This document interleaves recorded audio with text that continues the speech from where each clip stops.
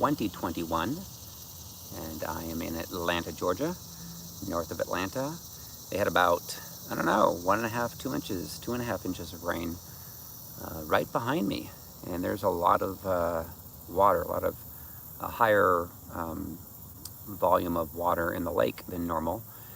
And it was interesting. I was walking here, and as I was walking, I really sensed the Lord said, just pray protection over snakes.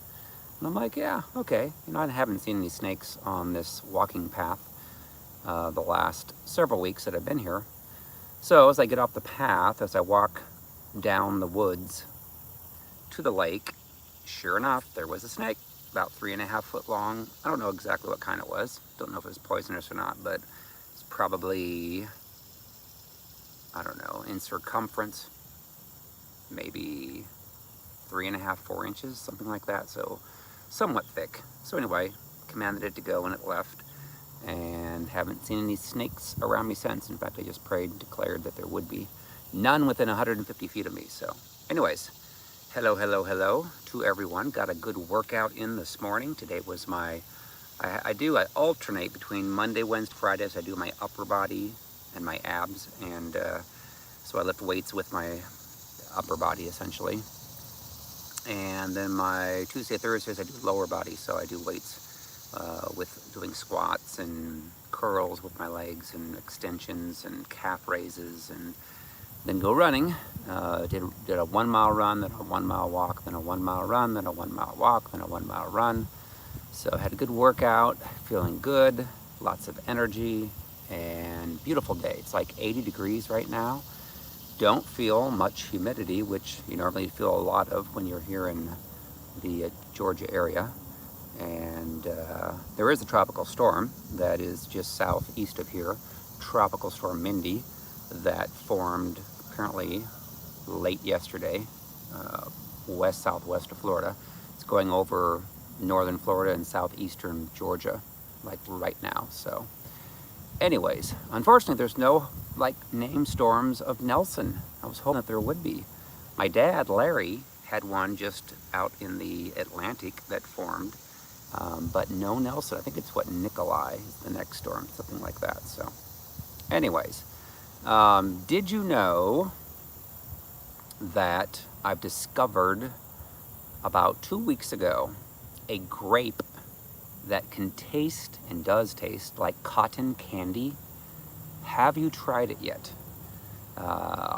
First, I discovered them in Sam's Club, red grapes that tasted like cotton candy. Then I went to the local Publix store, and they had green grapes that had cotton candy flavor. So it's pretty amazing. It's like it's hard to stop with just eating 20 of them. You want to eat the whole thing. So let me know if you've had any cotton candy tasting grapes. They are phenomenal.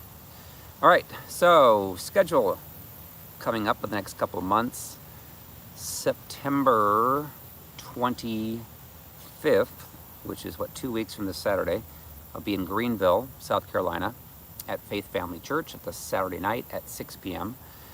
And then, let's see, October 31st, I will be October 17th.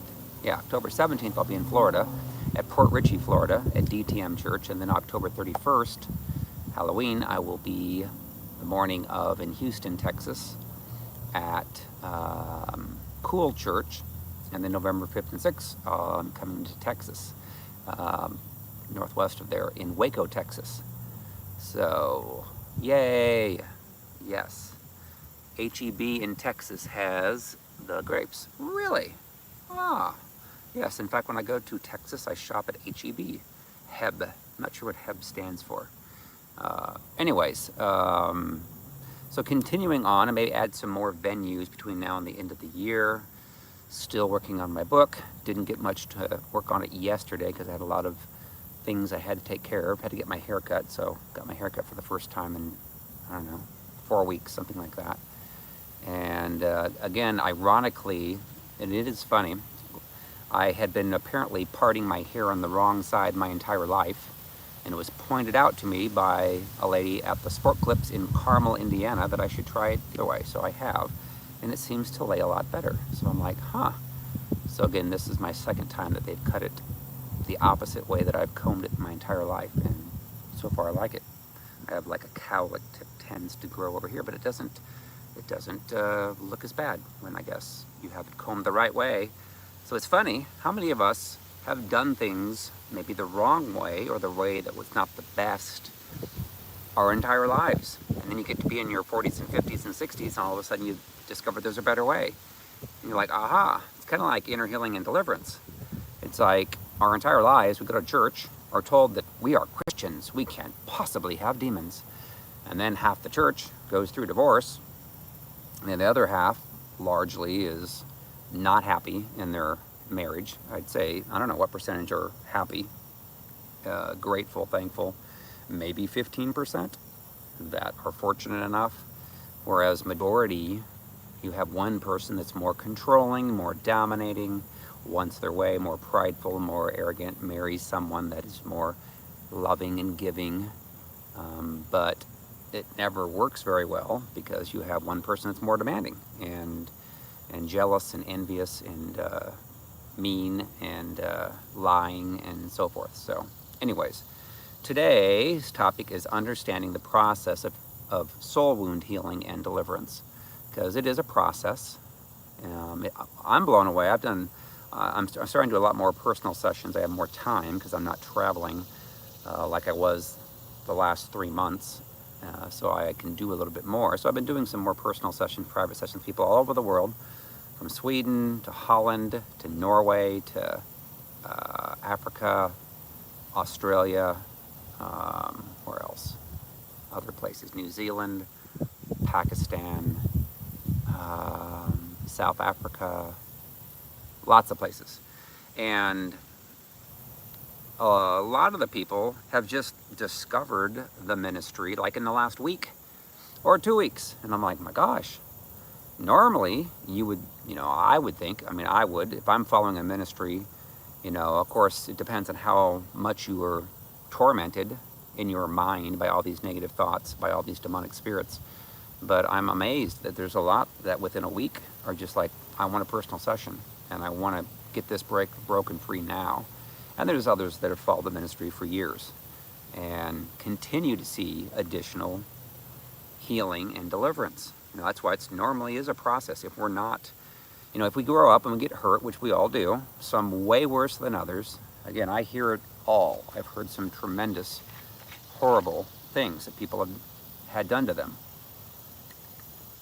And I believe it's especially hard when it's your father or mother who are supposed to be loving you. I was fortunate. I had a father and mother that loved me, felt loved my entire growing up years. I got spanked on occasion, yes, wasn't perfect, but I was the last born. There's 10 years difference between my sister and me, but I had 2 older brothers, so I was kind of the young baby, and I learned from my older brothers not to do certain things, because if you did, it might irritate my dad or my mom, who might get spanked. So for the most part, I behaved and didn't talk back that much, because I had learned, what, if you're bad, you're gonna get spanked. Well, what if you're good and you get punished?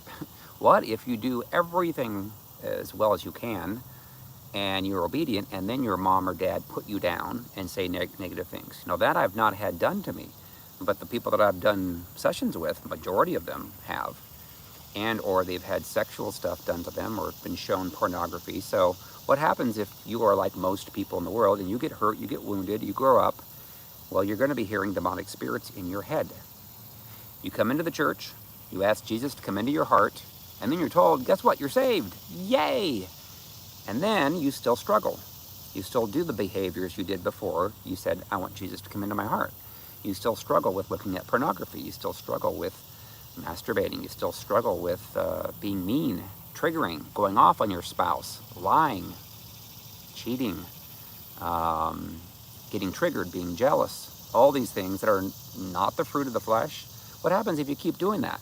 Well, what does the church say about that? Oftentimes churches say, well, I don't know, pray in tongues more, listen to Christian music more, don't watch bad movies on TV, and that's all good.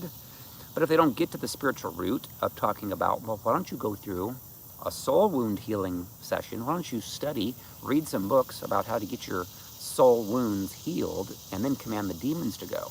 The church doesn't want to talk about that. Well, why is that? Because the demons don't want them to. Satan doesn't want them to.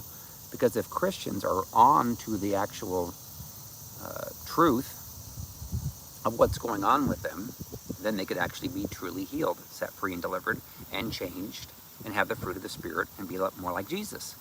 Do the same things Jesus does. So there's a good percentage of people, majority of the people in church that need healed and delivered. Never have done it before. There's a good percentage of pastors, pastors' wives, worship leaders, people that call themselves prophets, revivalists, that need deliverance. And how do you know when you've been healed and delivered? What the Lord showed me is how you know is you're going to have the fruit of the Spirit evident day to day in your life, which is love and joy and peace and patience, kindness, compassion. Is essentially is what you'll have is a lot of compassion for people, even though that's not a specific fruit, but you will be kind and gentle, which is essentially being compassionate. Jesus was compassionate for everyone. You'll be faithful, you'll have self-control, you'll walk in humility, and that will be your noticeable change, that you know that you have been healed and delivered. I saw it in my own life. I was different. Wasn't selfish anymore. I was very selfish before. Had a lot of the fruit of the flesh. Didn't have much fruit of the Spirit. Wanted to, didn't know how. Church didn't teach me that. Church taught us that, oh, you're a Christian, good to go, pray in tongues, okay, listen to Christian music. And then striving, arguing, fighting happened in marriage, and children are becoming a mess because of things that have happened, in my case to one of them, outside of my control, and put them in counseling, pay tons of money, trying to counsel a person that's got demons that have legal rights to torment them in their mind. And then the counseling didn't work. The medication didn't work. Just cost me lots of money. And then when I took authority, when I learned about this, commanded the demons to be gone, my son changed completely overnight. Got my son back finally after 10 years of hell. And he's never gone back to being what he was before. And he's got peace, very calm. So it's amazing when we learn about inner healing, soul wound healing and deliverance, and how important it impacts a person individually in their life and between them and their spouse if both parties get delivered. Now I'll say this, you're married to somebody, if you are married to somebody, hopefully it's man and wife, then both parties need to pursue inner healing and deliverance in order to limit the strife in the marriage. For instance, oftentimes I'll see people that struggle more with the Ahab spirit. Again, 85% of marriages are going to have one person that takes on more characteristics of Jezebel and the other one takes on more of Ahab. Jezebel tends to control, manipulate, dominate the relationship, want their way, more selfish, more prideful, can struggle sexually. And then Ahab's can struggle sexually as well. They both kind of lean on each other for that sexual impurity. But Ahab's are more giving, more gentle in nature, tolerate things that they shouldn't tolerate. And so Jezebel's enjoy dominating the Ahab. The Ahabs enjoy some of the things that Jezebel's will do to make things happen. So that's obviously the truth. But we're not supposed to tolerate either demonic spirits. And so soul wound healing and deliverance is imperative upon a husband and wife to both go through this if they really want to have peace and joy, enjoy their lives. I do a lot of sessions with couples, and it's not just couples counseling like a lot of people have done in the past. It's let's go through and get the wounds healed individually from both husband and wife, and then at the end we can talk about how to get along day to day by not saying things that would cause a person to trigger. Of course, when you get healed and delivered, you're really, the striving and fighting, arguing goes way down, which it should, because the person that would normally, I'll say this, people that struggle with Jezebel, it's like you have to walk on eggshells around them because they'll take an offense at the drop of a hat. Why? Because they've not gotten their wounds healed from their past. So anything that you do that might look like and feel like things that hurt them in the past, they'll trigger very quickly oftentimes. And those triggers could be that they end up getting mad at you for an hour, going on and on for a couple of hours. It may last for a couple of days, or they may get quiet, give you the silent treatment, not say a word. And then it's just feeling weird when you're around them. You know that you can feel the tension, you can cut it with a knife. So both parties need healed and delivered. And if one person, and we see this in a percentage of marriages, if one person refuses to get healed and delivered, and they blame everything on their spouse who is getting healed and delivered, then you think they're going to have peace? No. Jesus came and he said for division. You know, father against son, mother against daughter, mother-in-law against daughter-in-law. The same thing could be husband and wife. If a person chooses healing and deliverance and the other spouse doesn't, then the other spouse is going to remain under the influence of demonic spirits. They're going to trigger.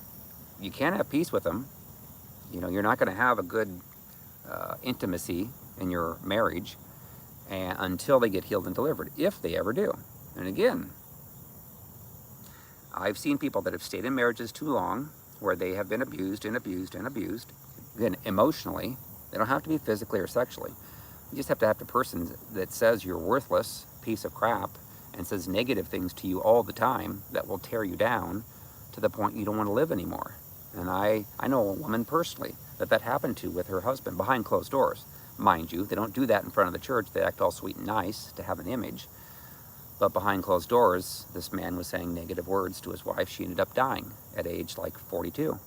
She ended up getting a tumor in her head, which in large part, you'll see that if a person is being verbally abused over and over and over again, because you get all these thoughts in your mind of all the words that they speak to you, and it makes you sicker and sicker and sicker, and you want to die. You think about Elijah when he dealt with Jezebel. She threatened him after he killed her prophets, Baal, and she wanted to kill him. She threatened him, and then he wanted to die. So you can imagine if you're around a person that has demonic spirits that's speaking negative to you over and over and over again, you're not going to do anything for the Lord. And you're going to have to answer to God. So obviously, if you come to the end of your life, stayed married to a person that has demonic spirits your whole life, and you do nothing for God because those demonic spirits in that person refuse to let you, then you're going to have to answer to God. You know, is there enough evidence to convict you as being a Christian? What did you do for the Lord? How many people did you influence in your life? You know, yeah, God hates divorce. Understand that. God also hates abuse. God hates when we don't do anything for him. You know, he gave that parable of the person that didn't do anything. They just hid his talent, did nothing. So we will have to answer to God. I remember there's one pastor, very strongly worded this in North Georgia, that said some of you are going to have to choose between God and your spouse, because you cannot make your spouse an idol. Now, of course, our goal and the heart of the ministry is to save as many marriages as possible. But we also realize everyone has a free will. And it is a process. And the Lord may have you separate. Because if you stay with a person in a relationship, living within the same house, their demons will keep going off on you and keep blaming you, and then they won't get delivered. And they're on their way, unfortunately, to hell, not to heaven. Again, they can pray in tongues, prophesy, but read Matthew 7:21-23. A lot of them will not get into heaven because the Lord looks for their fruit. He looks for their hearts. You know, Jeremiah 17:10, the Lord searches the hearts and the minds, and he'll give us according to our works. And if we have a lot of evil things we do behind closed doors, Galatians 5:16-26 explains, if you're jealous, if you're envious, if you are having wrath, triggering on people, lying, partying, sexual sins, says you're not going to inherit the kingdom of God. You're not on your way to heaven. And I know a lot of churches don't preach that. Well, they need to. It's the truth. You know, have you ever been in a relationship with someone that treats you horribly? I have. I know what it's like. And then I've been in a relationship when the person treats me with love, godliness, and purity, and there's peace, no striving, no fighting, no arguing. It's amazing, the difference. So a lot of people have just known striving, fighting, and arguing every day. Well, is that a fruit of the Spirit? Heck no. No, show me that in the Bible. No, it's not. That's why inner healing and deliverance is a process. As long as you're pursuing it, then you will get healed and delivered. But there's a lot of people in the church, oh no, I have nothing wrong with me, and they blame everything on their spouse. They're not getting delivered.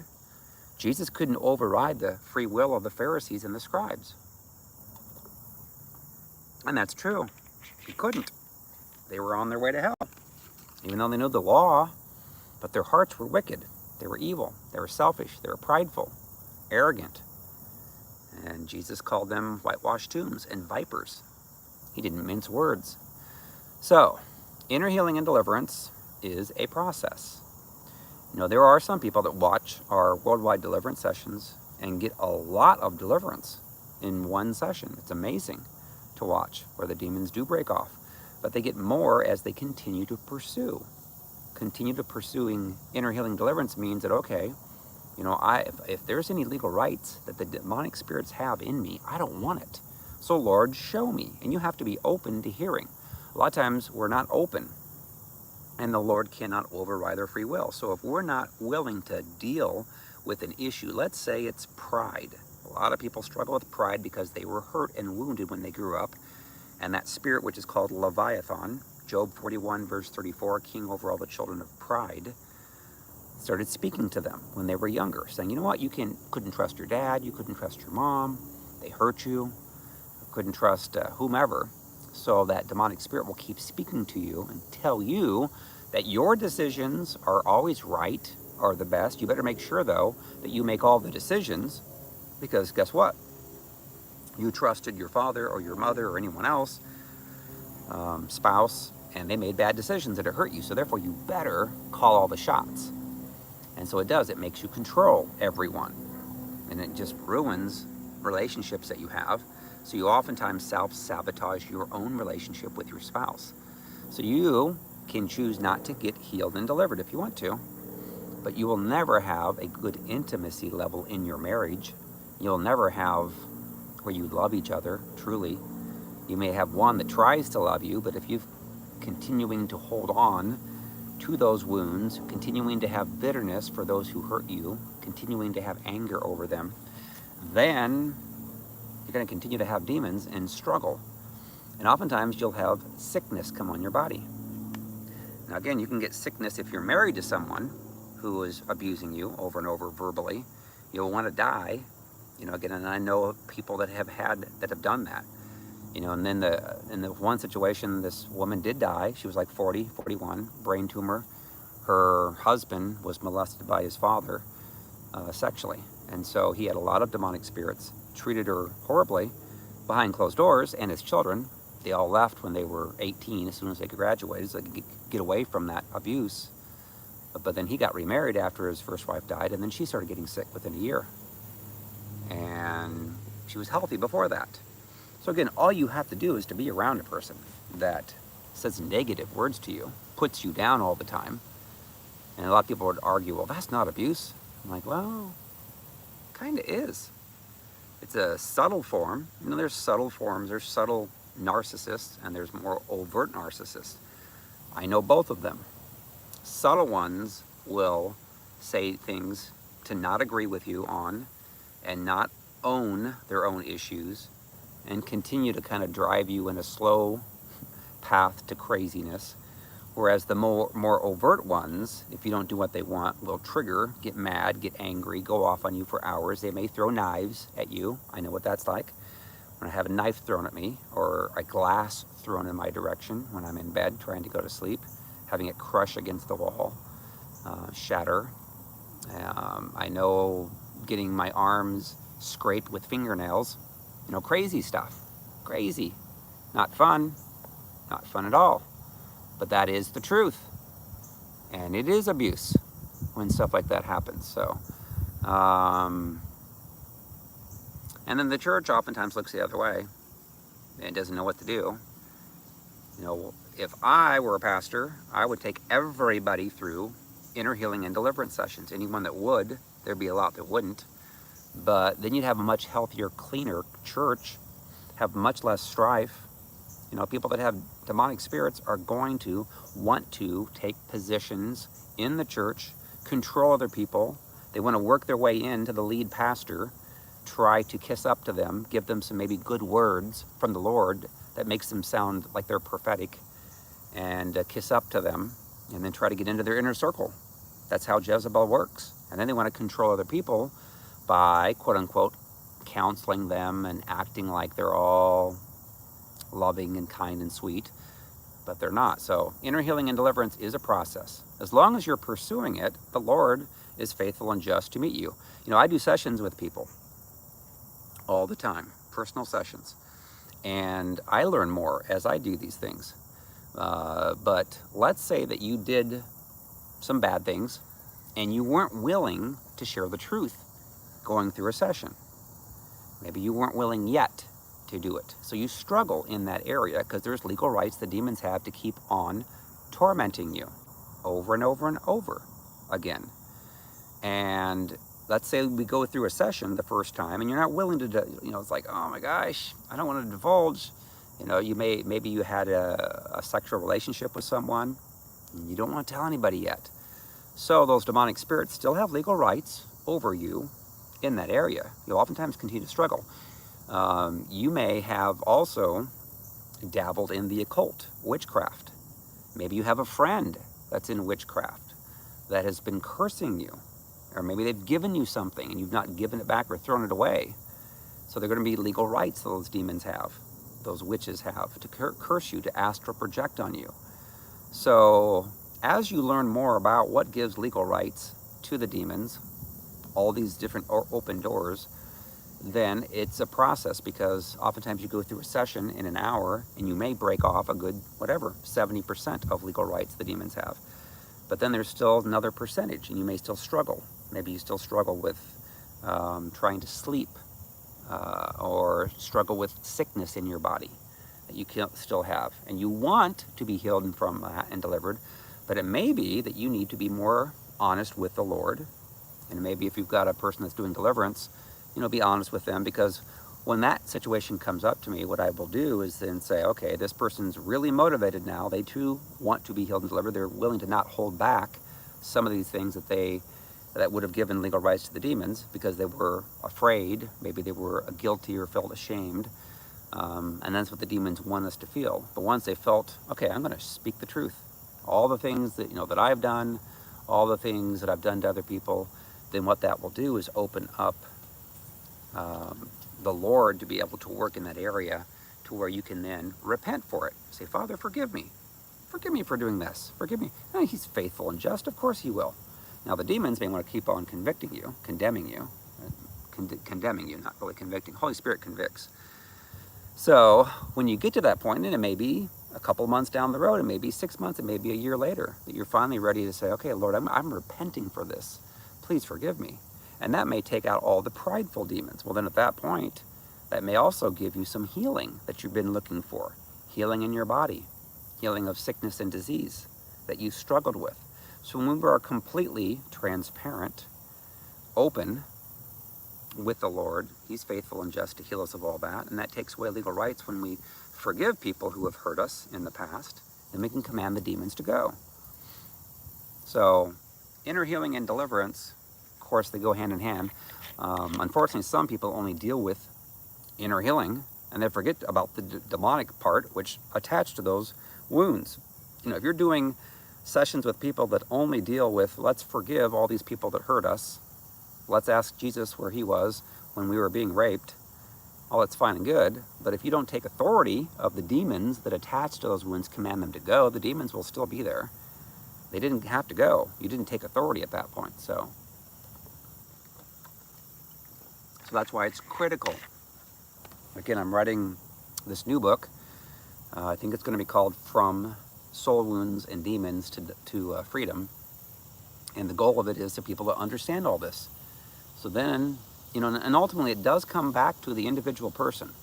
You know, I do as best I can to get a person healed and delivered from as much as possible.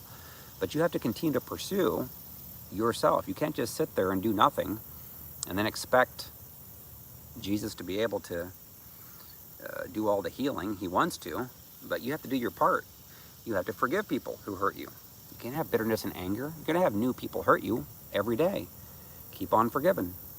Always and forever. If you don't, They have legal rights, the demons, to keep on tormenting you, and they will, over and over and over again. So don't give up. You know, sometimes people go through one session and say, well, I got delivered. I went through one session. Good to go. Now I can go back to my spouse and tell them, I got delivered. I went through a session. And now all the problems are you. Or they could still have another 6 months to a year of getting more healed and delivered that they need to go through. Something just jumped out of the water. I don't know what it was. A fish? A frog? Don't see any snakes. For those of you that didn't join at the beginning, I saw a snake. As I was walking in the woods, the Lord told me about it, gave me the heads up, said to pray, so I did. And I saw it right in front of me, about 3.5 foot long. But it slithered away. I said, get out of here. So, anyway, inner healing and deliverance. It's a process of forgiving people, asking Jesus to show you from his perspective. And there's oftentimes the Lord wants us to seek it out. You know, he's like that, if you haven't noticed that. And oftentimes he'll give us clues. He'll give us a dream of an alligator. And then you'll hear the word, maybe, Leviathan. And then you have to go look it up. What's Leviathan? Never heard that. No pastor ever taught me that. And then you learn that, oh my gosh, it's in Job 41. Oh my gosh, it's in other chapters of the Bible too. Huh. And it sounds like it's a really nasty thing that's hard to defeat. Kind of like an alligator, lots of teeth. And it twists things, like the truth. So, and then people oftentimes search, do a Google search for Leviathan spirit, and then they find restorative freedom. So the Lord leads them as they pursue. So continue to pursue, don't give up. Don't say that I've done one session or I've watched a couple of videos, I'm good to go, I know everything I need to know. No, you don't. I don't even know it. I know a lot. I keep on learning more every day. I would hope that I learn a lot more and know a lot more a year from now than I do today. It always seems to work out that way.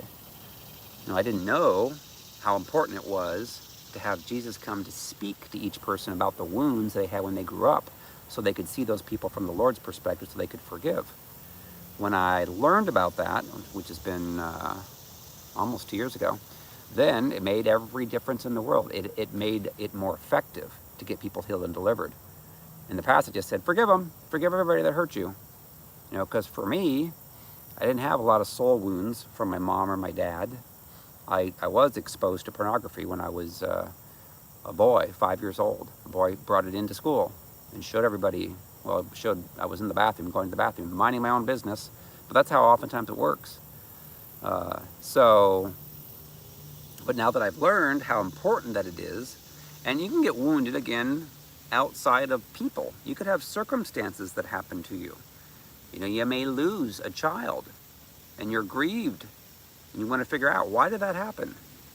You know, during a session, we'll have the Lord come to speak to you, give you insight on what happened. Could be witchcraft. Could have been a thing that you opened the door to. And all of a sudden you're like, oh my gosh, I never realized that. That's so true.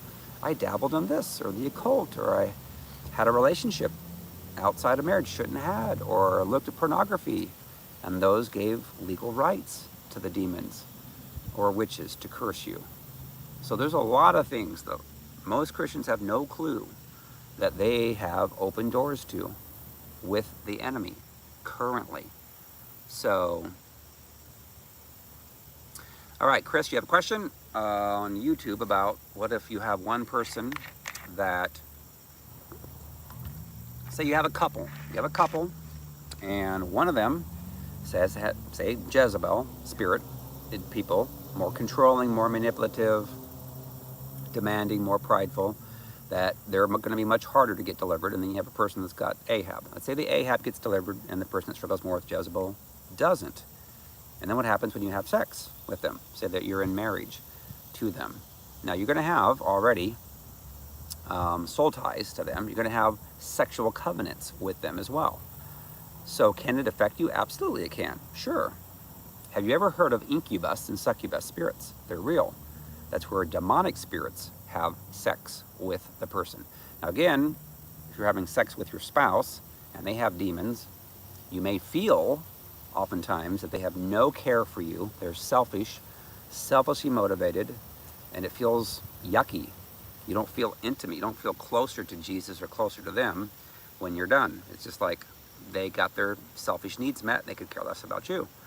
And that's how it oftentimes works. So, but incubus, succubus is a sexual demonic spirit, and they oftentimes come upon a person while they're asleep, and it's because either that person has some open doors themselves, maybe they're looking at pornography, and they're doing things sexually they should not be doing, masturbating, so forth.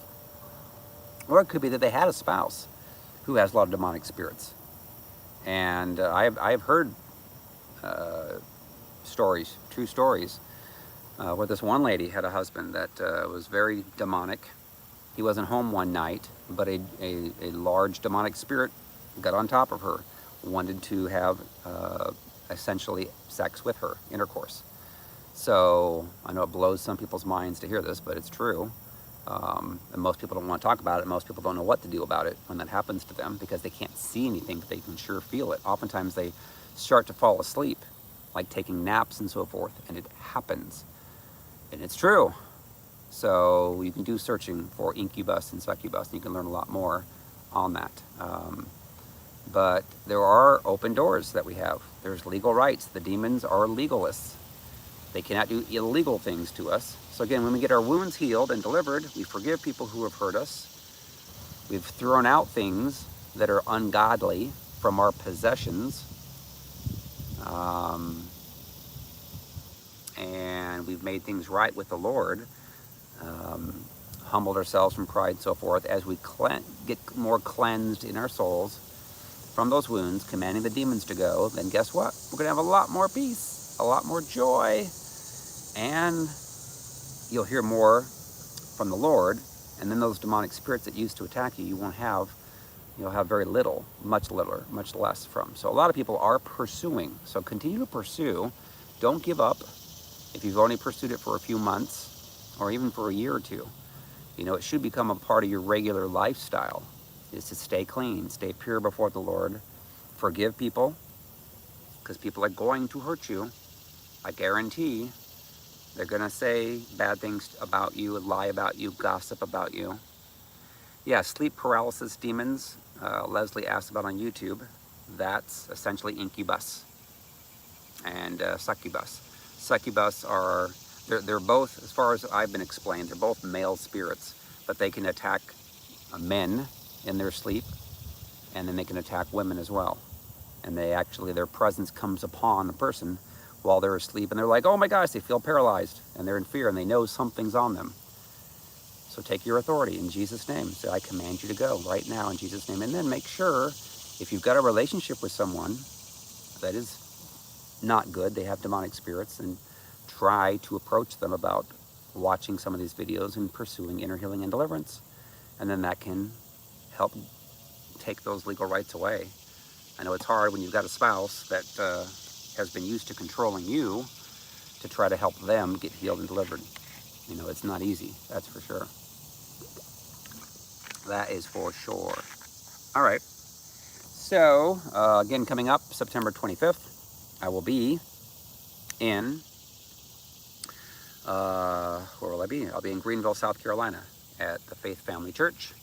And then October 17th, I'll be in Port Richey, Florida, DTM Church. October 31st, coming to Houston, Texas. That's at Cool Church, Sunday morning. And then November 5th and 6th, I'll be in Waco, Texas at Walking in Freedom. And I may add some more in Texas. So, alrighty.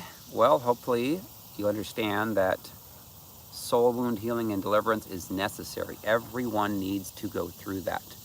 There's a lot of people that think they're on their way to heaven, and they're not. Their behavior is very bad. Their fruit of the Spirit is non-existent. They have fruit of the flesh. There's a lot of people that would call themselves Christians that go to church, and they treat their spouses and their children horribly. They have a free will to keep them. We can't make anyone get healed and delivered, but at least let's get the truth out there, give them a choice and a chance to choose. And I know a lot of people in churches don't talk about this.